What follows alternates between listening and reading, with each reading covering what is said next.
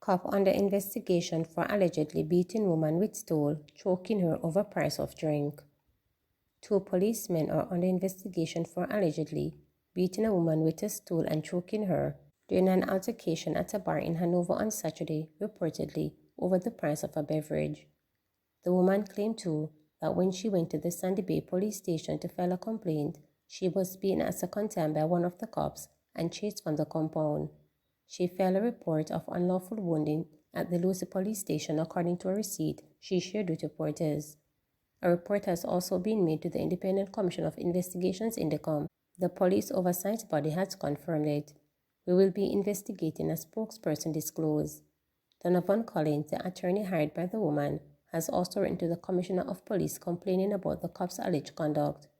According to Collins, his client had to seek medical treatment for a gash to the head and bruises all over her body. He claimed in his letter to the police commissioner that the incident occurred after the cops, one of them in full uniform, brought up the price quoted for the drink they ordered at the bar. The attorney charged that as the dispute escalated, both sides traded insults before the cops followed the woman as she left the bar and headed to the nearby shop she operated. One of the policemen followed the woman into her shop, held her and started squeezing her throat and hitting her all over her body with his face, Collins charged in his letter. He then pulled her outside to the side of the shop, where he used a wooden stool to hit her in the head, inflicting a wound he alleged. She fell to the ground, and while she was on the ground, he kicked her all over her body and started squeezing her throat again. 17-year-old slapped with double murder charges. A 17-year-old teenager of Longwood District in Hanover has been slapped with several charges following a gun attack that claimed the lives of 2 residents at their home in Negrilo on Thursday, May 23rd. Dead are 62-year-old fisherman Kevin Whitmore and 49-year-old Althea Hunter. The teenager, who cannot be identified, was charged with 2 counts of murder, possession of a prohibited weapon, and using a firearm to commit a felony. Reports are that about 11:30 p.m., a man and a woman were sleeping at home when they were awakened by armed men who kicked open the front door. It is reported that the men entered the house and opened gunfire at the couple, hitting them multiple times before fleeing the scene. The police were summoned, and on their arrival, the couple was taken to hospital, where the man was pronounced dead. The woman was treated and admitted, but later succumbed to her injuries, the police stated. The teenager was arrested on Thursday, August 8 during an operation and later charged. His court date is being arranged. Curfew imposed in Cherry Tree Lane, Clarendon, following deadly mass shooting. A curfew has been imposed in the Cherry Tree community in Fort Pass, Clarendon, following last evening's mass shooting, which claimed the lives of 8 people, including a 7-year-old. 9 others, including a 1-year-old, were wounded and are being treated at hospital. The group was reported at a birthday gathering when armed men approached and opened gunfire. Speaking during a press conference, Head of the Crime and Security Portfolio Acting Commissioner of Police Fitz Bailey said the police are pursuing several lines of inquiry. He also noted that additional resources have been deployed to the area to mitigate against any form of reprisal. Noting that the incident was an act of intimidation, ACP Bailey vowed to the nation that the constable will bring the perpetrators to justice. Meanwhile, Chief of Defense Staff Vice Admiral Antoinette Weems Coleman has directed a team to assist the police with targeted operations following last evening's mass shooting in Fort Pass, Clarendon. We have imposed a curfew in the area, and we will be engaged in a lot of activities to ensure that those who are responsible are brought to justice. We will identify and locate the suspect. We will ensure to mitigate any form of reprisal by our presence. And we will, and I will appeal, and we are appealing to the public. If you have any information, please pass it on to us. This senseless act must be dealt with swiftly and proportionately. I've directed a specific team to treat this particular incident. Merits special attention by the security forces. And consequently, in addition to all the ongoing anti-gang task force operations and other security operations, I've directed a specific team to treat this particular incident. They will assist the JCF in conducting special and targeted operations to ensure that the perpetrators are brought to justice. We will continue to support the JCF in this and all their security operations to ensure that Jamaicans can feel safe. Thank you. Clampdown on cell phone use in prisons bearing fruit.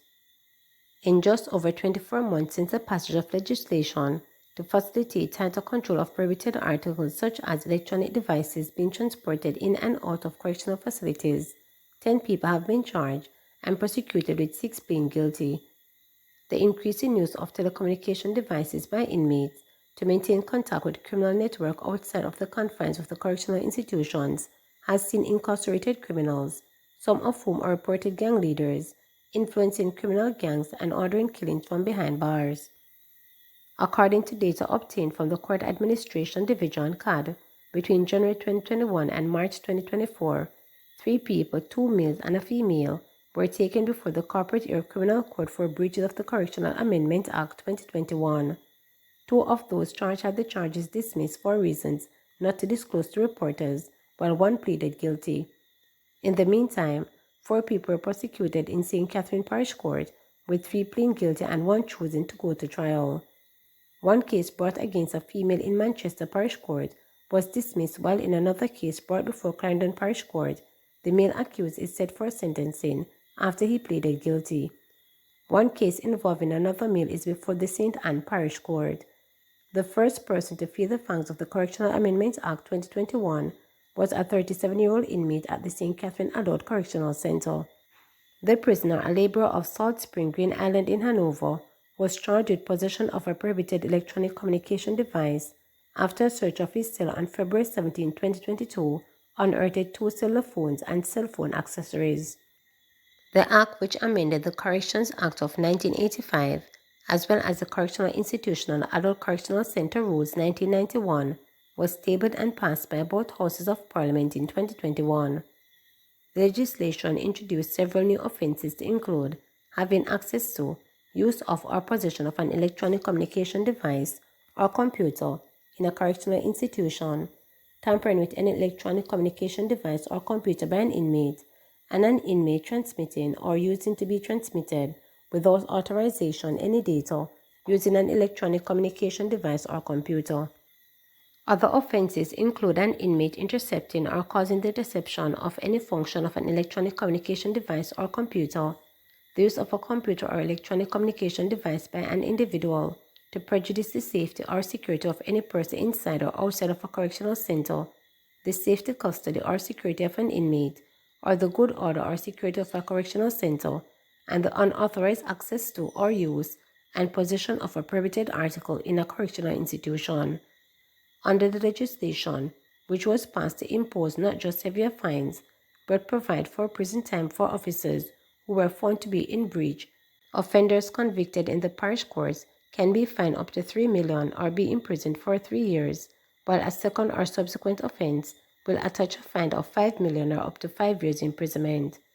Those convicted in the circuit court can be sentenced to a maximum 7 years for a first offense and 15 years for a second offense or subsequent offense.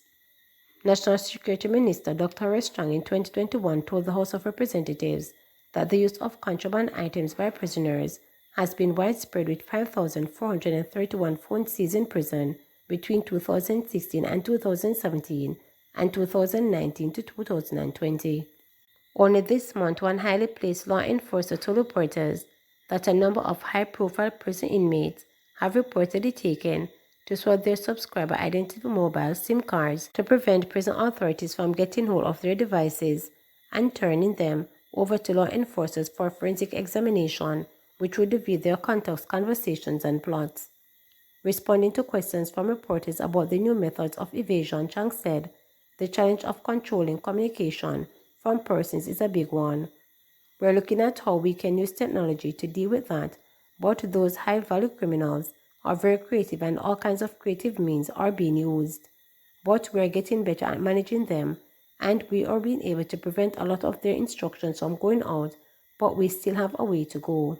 Remember to subscribe, like, share, and click the notification bell for daily updates.